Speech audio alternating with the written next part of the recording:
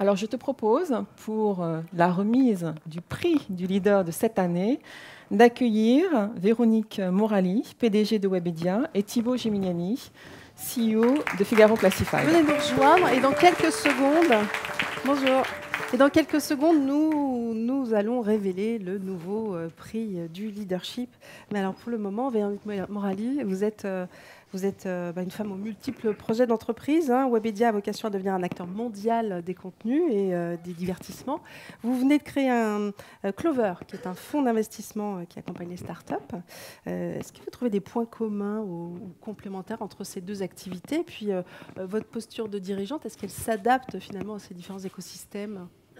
Bonsoir à tous et à toutes. Je vais peut-être commencer par la posture de l'adaptation. Moi, j'avais parlé de plasticité quand on m'avait remis mon prix, mais en entendant Marc et Cyprien, en fait, c'est d'autant plus réaliste qu'on peut comprendre pourquoi j'ai du mal à trouver ma place parfois entre Marc, Chefi Malak et Cyprien, au sens où, quand on est leader, il faut une forme d'intelligence assez plastique qui est capable de se déformer, de s'introduire dans les failles qu'on décèle et d'être en permanence assez liquide, assez fluide pour ensuite se reconstruire et aider les autres à se construire.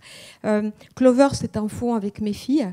C'est une petite aventure pour aider les autres, les jeunes entrepreneurs, mais pour aussi réinventer le dialogue avec mes filles, donc le dialogue intergénérationnel, dans le but de se projeter, voir un petit peu comment le monde bouge.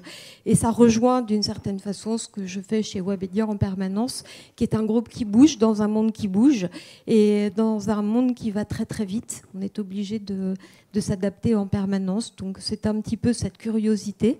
Le désir d'être ouvert aux autres et de s'inspirer des meilleures pratiques et des bonnes tendances.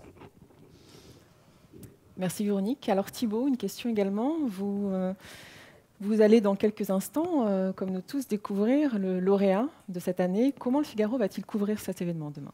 Alors, rebonsoir. Dans le Figaro Économie de demain, puisque le Figaro Économie fait toujours la part belle aux leaders, aux décideurs, il y aura 4 pages dédiées à nos 2 grands lauréats de ce soir et à lauréat exceptionnel, équipe exceptionnelle, parce que c'est 4 pages qui ont été écrites à 6 mains. Donc il y a 3 journalistes, il y a 400 journalistes au Figaro, et il y a 3 journalistes, donc Yann Le Gallès qui fait membre du jury, que vous avez vu tout à l'heure, et puis également Laurent Louette et Baptiste Després, qui ont décrit et poursuivi finalement le dialogue qu'on a ce soir avec les 2 grands lauréats. Voilà, à découvrir dans le Figaro Économie demain. Merci à tous les deux. Alors vous restez avec nous. Vous restez avec nous et je vous propose que justement on découvre les nominés et notre lauréat.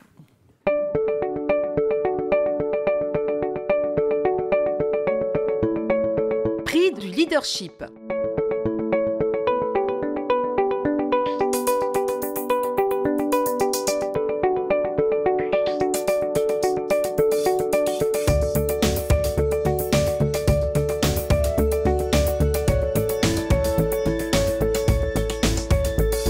Sophie Bellon, présidente du conseil d'administration de Sodexo.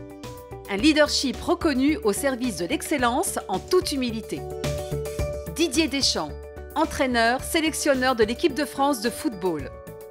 Détenant le plus beau palmarès du football français et consacré à l'international, il est désormais l'homme qui a su tout gagner.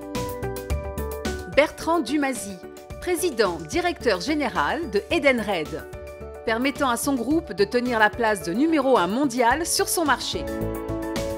Philippe Ginesté, fondateur de Jiffy, faisant de Jiffy un groupe qui mise sur les femmes et les hommes qui le composent et ont permis son spectaculaire développement.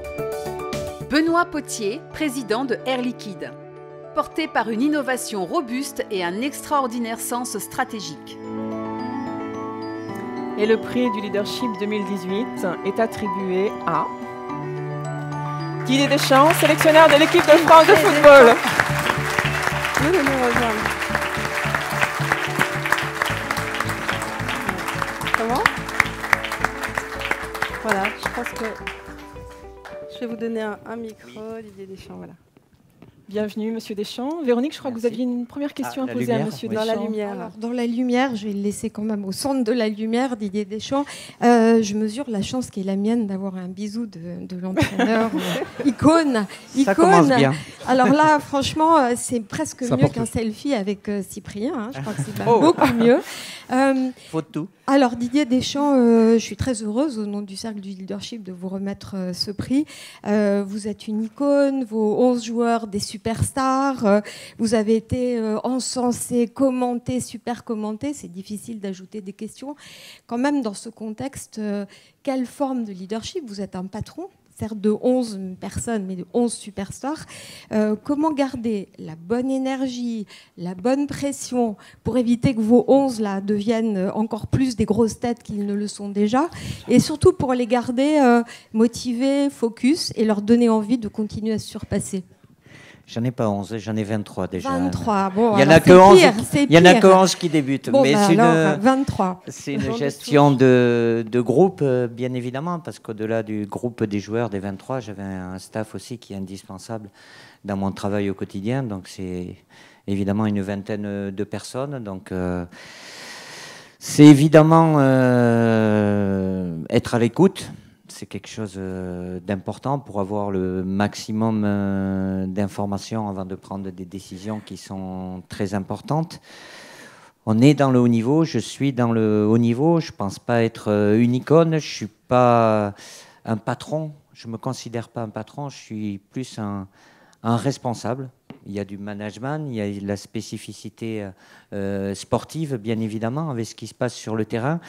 Mais les joueurs ne sont pas des robots. J'ai vu avant qu'il y avait l'intelligence des robots, mais c'est des êtres humains avec leurs qualités, leurs faiblesses aussi.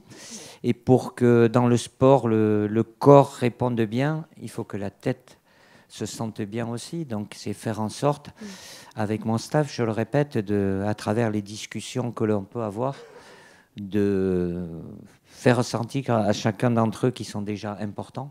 C'est pas toujours évident dans un groupe sportif, quand des joueurs ne jouent pas, de leur dire qu'ils sont importants, parce qu'on leur enlève évidemment ce plaisir-là qui est très important. C'est faire en sorte de faire ressentir à des individus qui viennent d'horizons différents, de clubs différents, de cultures différentes, que le plus important, c'est pas leur réussite, mais c'est la réussite d'un groupe et la réussite collective. Ça, c'est capital dans un sport collectif. Dans un monde qui est celui qui est aujourd'hui, certainement où l'égoïsme a encore un peu plus de place qu'il n'avait il y a quelques années. Mais malgré cela, voilà, de rattacher tout le monde à cet objectif collectif, avec en plus aussi cet immense plaisir et privilège de représenter notre pays en portant ce maillot bleu-blanc-rouge. Donc, ne serait-ce que ça, il n'y a rien de plus beau pour des joueurs de foot qui sont professionnels de pouvoir représenter leur pays. C'est un privilège, ils ont aussi des devoirs. Donc, il n'y a même pas à penser et à leur dire motivation. S'ils ne sont pas motivés, ils font le plus beau métier du monde. Tout le monde partage peut-être pas mon avis, mais on n'a pas toujours l'opportunité de faire de sa passion son métier. À travers le sport, on l'a. Donc voilà, ça doit être naturel et avoir des objectifs toujours plus élevés. On a atteint celui qui est le plus élevé, puisqu'il n'y a rien qui est au-dessus d'un titre de champion du monde. Mais la vie continue et on va faire en sorte qu'elle soit au moins aussi belle. Alors on voulait se faire plaisir, Didier Deschamps, et revenir en image. On a besoin d'un petit rappel, en fait. On avait besoin d'un petit rappel. Des souvenirs qui nous feront, je pense, plaisir. Allez, second poteau, Pavard. Benjamin Pavard. Oh, il nous... Griezmann. Il frappe. Frappe de Griezmann. Oh, l'erreur de Fernando Muslera. Bravo les gars, c'est bon, demi-finale. Terminé.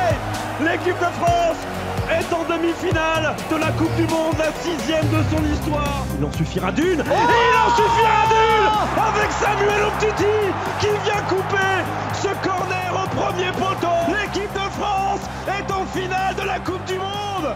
Bravo Didier Deschamps, bravo les Bleus. Derrière lui, il y a Paul Pogba. Une première fois et la deuxième. Et la deuxième. Quelle efficacité. Quelle efficacité. Lucas, c'est bien ça, c'est bien ça. C'est bien ça. Mbappé face à Vida. Oh, ouais. C'est fait, les Bleus sont champions du monde. Les Bleus sont champions du monde pour la deuxième fois dans l'histoire du football français.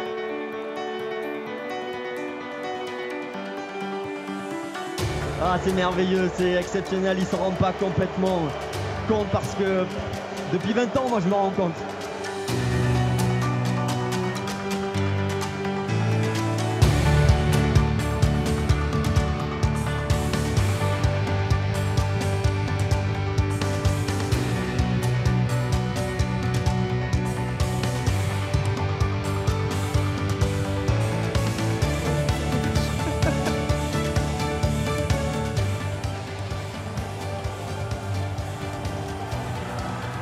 La France est championne du monde de football. La France est championne du monde de football. Bravo messieurs. Bravo messieurs, champion du monde.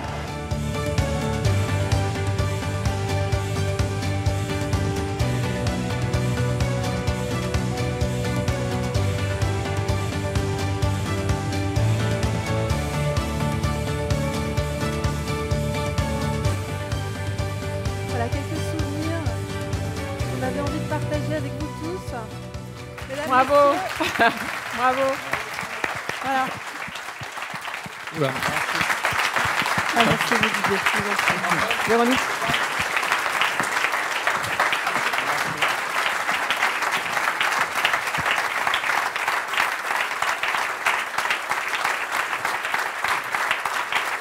Mais ce n'est pas tout à fait fini.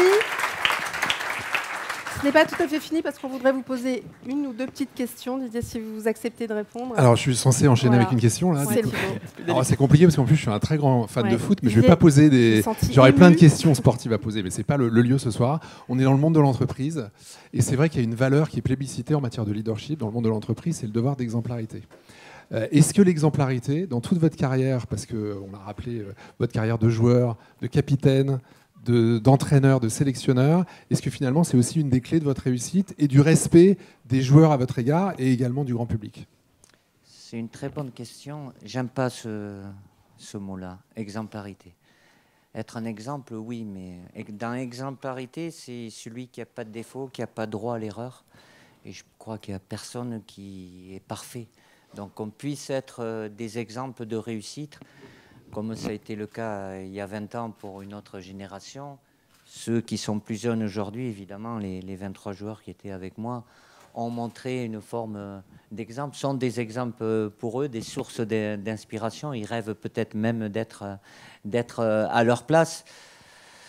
Évidemment que par rapport à mes joueurs, le parcours que j'ai eu, que ce soit en tant que joueur et dans ma deuxième vie, en tant qu'entraîneur de club et avoir réussi à atteindre pas mal d'objectifs, m'a permis d'avoir une crédibilité vis-à-vis d'eux. Et ce respect, oui, il est là, ce qui ne m'empêche pas de pouvoir plaisanter aussi avec eux, d'avoir le plus de proximité possible.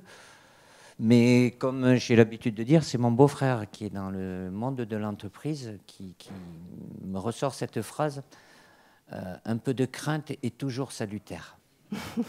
Je pense qu'il a raison. Ce qui n'empêche pas de pouvoir plaisanter, rigoler, dire les choses. Mais voilà, il y a une autorité que je représente forcément par rapport à ma fonction. Et bon, il y a une ligne blanche à ne pas franchir, ce qui n'empêche pas d'avoir une relation quotidienne lorsqu'on est ensemble, H24, qui doit être très importante et essentielle. Didier Deschamps, la salle voudrait savoir s'il y a des leaders qui vous inspirent, vous. Parce que vous inspirez beaucoup l'entreprise. Mais est-ce que l'inverse est vrai? Ça m'intéresse tout ce qui est psychologie. J'ai entendu beaucoup de choses intéressantes ce soir. Il y a des ouvrages certainement intéressants aussi. Les différences de formes d'intelligence. Oui, c'est des choses qui m'intéressent. Après, des hommes en particulier qui peuvent vous inspirer? Dans le bien comme dans le mal, j'ai eu des exemples quand j'étais joueur aussi, où certaines choses, je pensais que ce n'était pas la bonne solution. Quand on passe de l'autre côté, on change des fois d'avis. Le plus important, après, on peut s'inspirer, on peut retenir des choses de beaucoup de personnes. Après, le plus important, c'est que ça soit en adéquation avec ce qu'on pense, avec sa propre personnalité, son propre caractère. Parce que si on veut faire comme quelqu'un d'autre, mais qu'on ne pense pas au fond de soi que c'est ce à quoi on croit, on n'aura pas la même détermination, le massage passera forcément moins bien. Et puis, dans l'intelligence situationnelle, ce n'est pas parce que quelque chose a fonctionné à un endroit, à un moment, avec certaines personnes, que ça va fonctionner forcément 2 ans plus tard dans un autre endroit avec d'autres personnes. Je pense qu'il y a un maître mot, et Guy Stéphane, qui est mon fidèle adjoint, qui est là ce soir avec nous. Dans notre métier, c'est s'adapter. S'adapter, ça c'est le mot. Il faut toujours s'adapter à chaque fois aux différentes situations, aux personnes à qui on parle, aux joueurs à qui on s'adresse. Voilà, il faut s'adapter. Comme dans les entreprises, d'être agile, souple, toujours... Oui, on fait toujours un parallèle avec le monde de l'entreprise. Ils ont quand même un avantage par rapport à nous dans le sport, c'est qu'ils ont une tranquillité médiatique au moins sur un an. Le bilan, c'est tous les ans. Nous, c'est tous les 3 jours. Et entre une défaite et une victoire, par rapport aux médias, évidemment, les conséquences sur les joueurs et le moral des joueurs et l'attitude, forcément, c'est des éléments qui nous diffèrent de l'entreprise. C'était ma question sur cette hyper-exposition médiatique que nous n'avons pas dans le monde de l'entreprise, ou beaucoup moins. Comment faites-vous dans ces moments de doute pour les traverser et pour vous relever avec la pression des médias ? C'est bien simple. Des moments de doute, je peux en avoir. Enfin, doute, c'est plus d'hésitation. Après, je crois que c'est, même je suis convaincu que c'est capital, même si j'ai des doutes, c'est que quand je parle ou je m'adresse à mes joueurs, ils ne le voient jamais. Ça, c'est capital. Après, par rapport à tout l'aspect médiatique, j'ai une formule qui est radicale. Je me coupe du monde. Et quand je me dis me couper du monde, c'est que je ne lis pas. Je ne regarde aucune émission. Les gens qui me sont très proches, Guy et mon staff, ils savent qu'ils ne doivent rien me dire. Donc je suis en immersion totale. Je ne suis perturbé par rien du tout. Tout ce qui peut être négatif, critique ou pas, je fais avec les informations que j'ai par rapport au groupe que j'ai. En revanche, après, je prends un malin plaisir à relire. Merci.